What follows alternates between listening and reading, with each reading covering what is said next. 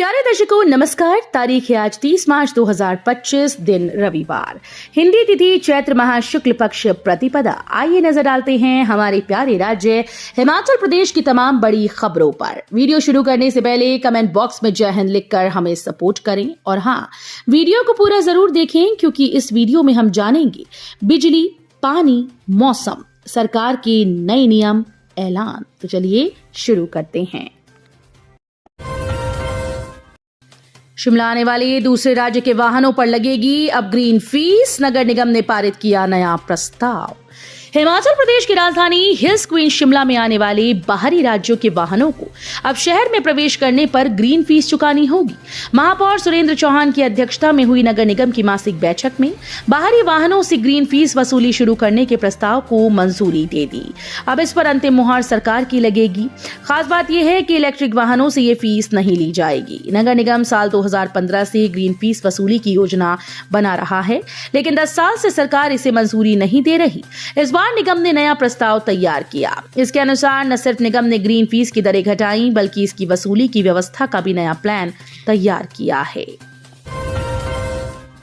हिमाचल में him care card बंद होने से बुजुर्ग मरीजों की बड़ी मुश्किलें, सीएम सुक्खू ने बताया अब क्या है ऑप्शन।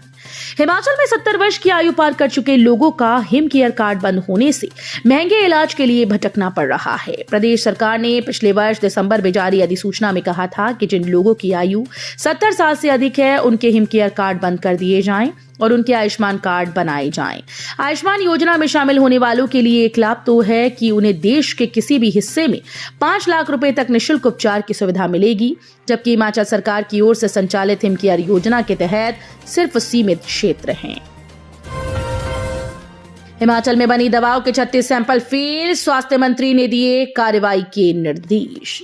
हिमाचल प्रदेश के उद्योगों में बनी दवाओं के 36 सैंपल फेल हो गए। केंद्रीय दवा मानक नियंत्रण संगठन ने ड्रग अलर्ट जारी किया।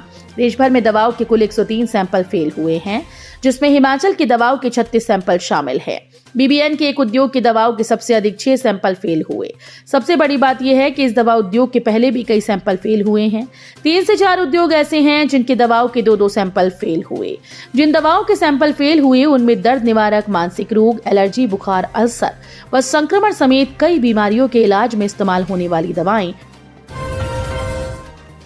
ग्रीष्मकालीन अवकाश वाले स्कूल्स में नहीं होगी 1 से 4 अप्रैल तक छुट्टियां, जानिए वजह। हिमाचल प्रदेश के ग्रीष्मकालीन अवकाश वाले स्कूल्स में 1 से 4 अप्रैल तक छुट्टियां नहीं होंगी। उच्च शिक्षा निदेशालय ने शनिवार को इस बाबत अधिसूचना जारी कर दी। 1 अप्रैल से इन स्कूल्स में नया शैक्षणिक सत्र शुरू होगा। बीते कुछ दिनों से सोशल मीडिया पर इन स्कूल्स में 1 से 4 अप्रैल तक छुट्टियां होने की बात कही जा रही थी। निदेशालय ने कहा कि शैक्षणिक सत्र 2025-26 के लिए सरकारी स्कूल्स में छुट्टियों के शेड्यूल में बदलाव के चलते अब परीक्षा परिणाम के बाद 1 से 4 अप्रैल तक ब्रेक नहीं मिलेगा। पठानकोट मंडी हाईवे पर आग का गोला बनी कार, चालक ने भागकर बचाई जान। पठानकोट मंडी नेशनल हाईवे पर शाहपुर से पठानकोट की तरफ जा रही एक कार में अचानक आग लग गई। गनीमत रही कि इस हादसे में कोई भी व्यक्ति घायल नहीं हुआ। जानकारी के अनुसार शाहपुर निवासी चालक मनु अपनी कार से पठानकोट जा रहा था, तभी जौटा पहुंचने पर कार से अचानक धुआं निकला। धुआं देखकर चालक ने तुरंत कार को रोका और जैसे ही वो बाहर निकला, कार में जोरदार आग लग गई। आग के लपटों के साथ चारों ओर धुआं फैल गया, जिससे आसपास के लोग घबराकर दौड़ पड़े। स्थानीय लोगों ने तत्परता दिखाते हुए आग पर काबू पाने के लिए पानी डाला और पास के अग्निशमन यंत्रों का उपयोग किया। शरारती तत्वों ने तोड़े पंजाब रोडवेज की बस के शीशे, मामला दर्ज।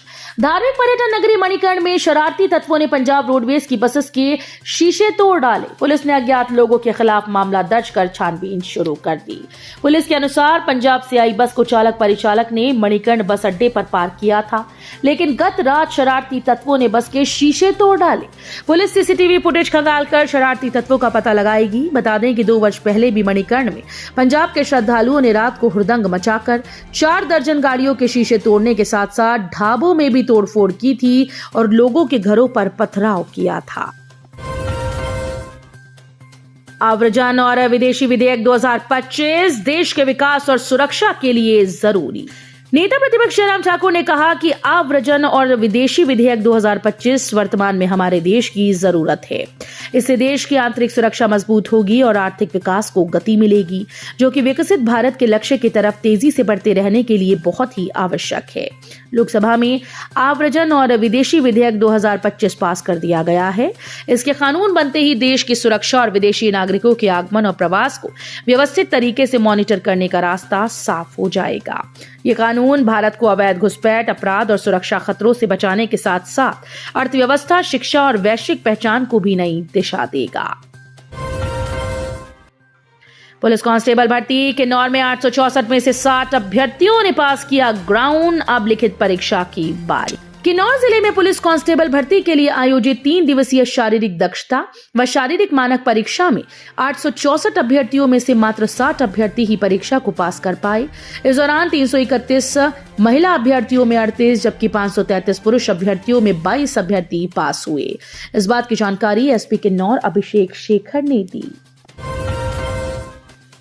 नवरात्र पर नूरपुर बैजनाथ पपरोला के बीच चलेंगी 2 अतिरिक्त रेल, जानिए टाइमिंग। नवरात्र को लेकर 1 अप्रैल से नूरपुर रोड और बैजनाथ पपरोला के बीच 2 अतिरिक्त रेलगाड़ियां चलाई जाएंगी। उत्तर रेलवे जम्मू मंडल वरिष्ठ मंडल वाणिज्य प्रबंधक उचित सिंघल ने बताया कि रेलगाड़ी संख्या 52475 नूरपुर रोड से सुबह 8 से चलकर दोपहर 2:55 पर बैजनाथ पपरोला पहुंचेगी। रेलगाड़ी संख्या 52476 बैजनाथ पपरोला से सुबह 10 बजे चलकर शाम 4:45 पर नूरपुर पहुंचेगी। दृष्टिबाधितों की भर्ती के लिए लगेगा रोजगार मेला, मांगे होंगी पूरी। सामाजिक न्याय व अधिकारिता मंत्री डॉक्टर कर्नल धनीराम शांडिल देर रात सचिवालय के समीप धरने पर बैठे दृष्टिबाधितों से मिलने पहुंचे। कैबिनेट की बैठक समाप्त होने के बाद सामाजिक न्याय व अधिकारिता मंत्री प्रदर्शन स्थल पर पहुंचे और दृष्टिबाधितों की मांगे सुनी। इस दौरान दृष्टिबाधितों ने उन्हें विभिन्न विभागों में पड़े बैकलॉग के सैकड़ों पदों के बारे में अवगत करवाया, जिन्हें अभी तक नहीं भरा गया। दृष्टिबाधितों की मांगे सुनने के बाद सामाजिक न्याय व अधिकारिता मंत्री ने दृष्टिबाधितों को आश्वासन दिया कि 30 अप्रैल से पहले उक्त पदों को भरने के लिए जिलों में रोजगार मेला लगाया जाएगा।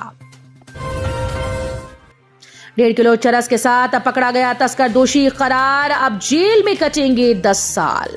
स्पेशल जज चंबा जसवंत सिंह की अदालत ने चरस तस्करी के मामले में आरोपी जीत सिंह को दोषी करार देते हुए 10 वर्ष के कठोर कारावास और 1 लाख रुपए जुर्माने की सजा सुनाई। जुर्माना न भरने पर दोषी को 1 वर्ष का अतिरिक्त साधारण कारावास भुगतना पड़ेगा। अनिल शर्मा के मुताबिक पुलिस टीम ने 9 फरवरी 2023 को चंबा पठानकोट एनएच पर स्थित बहुउद्देशीय बैरियर तुनुहट्टी में नाकाबंदी की थी। पुलिस की पूछताछ में कार चालक ने अपनी पहचान जीत सिंह के तौर पर बताई थी। तलाशी लेने पर 1 किलो 510 ग्राम चरस उसके पास से बरामद हुई।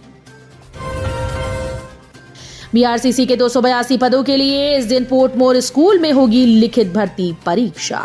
समग्र शिक्षा की ओर से आयोजित की जा रही ब्लॉक रिसोर्स सेंटर कोऑर्डिनेटर के 282 पदों भर्ती के लिए परीक्षा तिथि सेंटर में भी तय हो गया है।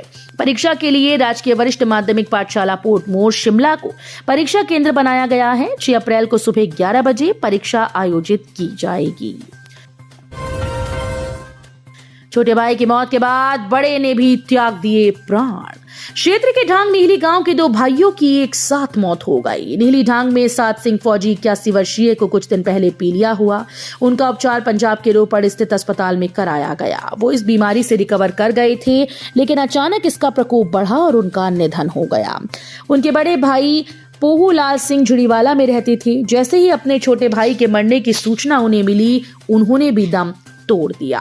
पहले एक भाई के अंतिम संस्कार की तैयारी हो रही थी, साथ ही दूसरी की भी करनी पड़ी। स्वर्गीय 7 सिंह फौजी के पुत्र प्रेम सिंह ने बताया कि इन दोनों भाइयों में काफी प्रेम था।